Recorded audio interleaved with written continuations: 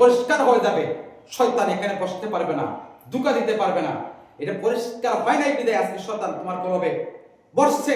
আজান দিলে মসজিদে আসতে মন চায় না, আজান দিলে ওই অন্যদিকে যেতে মনে চায়। যেদিন কলবটা পরিষ্কার হয়ে যাবে, আজান দিলে পৃথিবীর এমন কোনো ব্যক্তি নাই আপনাকে আটকে রাখতে পারবে। আপনি বলবেন, বন্ধু বান্ধব থাকলে বন্ধু বান্ধবকে বলবেন, ভাই আজান হচ্ছে, আসেন মসজিদে যাই, বা আপনি বসেন, আমি নামাজ পড়ে আসি। যেরকম এই কাজগুলি ছোট্ট ছোট্ট কাজ। এই জন্য আজকে আয়াতে কারিমার আলোকে আল্লাহ বলতেছেন, ছোট্ট নেক হোক আমার কাছে পৌঁছার পরে পাহাড় পরিমাণ করে আমি আল্লাহ রাব্বুল আলামিন কিয়ামতের কঠিন ময়দানে তোমার সামনে হাজির করে দিব। সুবহানাল্লাহ।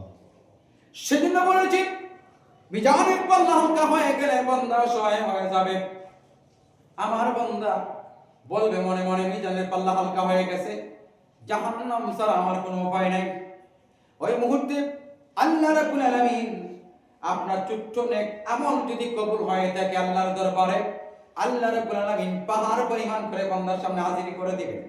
বান্দা আশ্চর্য হয়ে যাবে, রব্বুল আলামিন এত নেক আমল তো আমি করি নাই, পাহাড় পরিমাণ নেক তো আমি আল্লাহ করি নাই। আল্লাহ বলবেন, বান্দারে পৃথিবীর জমিনে আমি আল্লাহকে খুশি করার জন্য, আল্লাহকে রাজি করার জন্য, আমি আল্লাহকে রাজি করার জন্য তুমি নেক আমল করেছি। ওই আমলটা আমি আল্লাহ রাব্বুল আলামিনের কাছে পছন্দ হয়েছে, ভালো লেগেছে। ছোট্ট আকারে আমি আল্লাহর দরবারে পাঠাইছিলাম রে বান্দা, আমি ছোট্ট রাখি নাই, আমি মহান রাব্বুল আলামিন পাহাড় পরিমাণ করে তোমার সামনে হাজির করে দিয়েছি। সুবহানাল্লাহ। সেদিন দেখবেন পাহাড় পরিমাণ হাজির করার পরে বান্দা খুশি হয়ে যাবে, জানে বান্দা তার বিনিময়ে তোকে আমি জান্নাতুল ফেরদৌসে পৌঁছাই দিলাম। সুবহানাল্লাহ। সেজন্যই হায়াতের রশি রব্বুল আলামিনের কাছে আছে। আর কত বছর বাঁচবো, কত বছর থাকবো, কত আশা করব, কত আকাঙ্ক্ষা করব, দুনিয়ার সব কিছু দেখে যাবে। কিন্তু মনে রাখবেন, যাহা কিছু করেন, ক্ষমতাবান হন, মন্ত্রী হন, মিনিস্টার হন, প্রেসিডেন্ট হন, মনে রাখবেন যাইতে হবে এক জায়গায়। ঠিক কিনা বলেন?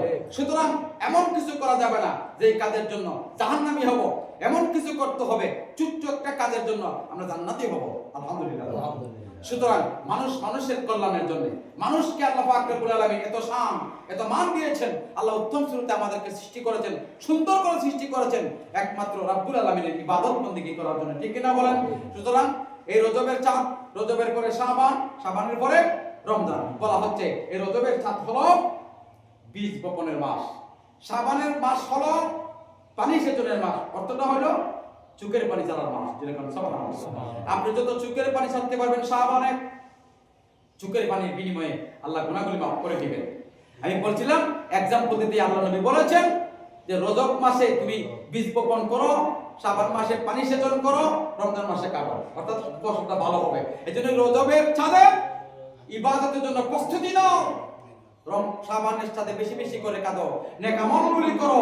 রমজান মাস আসলে 30টা রমজান তারাবির মাধ্যমে বিদায় করো। তুমি ঈদের জামাত পরে ঘরে ঢোকার আগে আমি আল্লাহ পাক রব্বুল আলামিন তোমাকে নিষ্পাপ করে ঘরের ভিতরে প্রবেশ করাইব। সুবহানাল্লাহ। রব্বুল আলামিন আমাদের প্রত্যেককে রজবের চাঁদে ইবাদত বندگی করার তৌফিক রব্বুল আলামিন আমাদের সকলকে দান করো।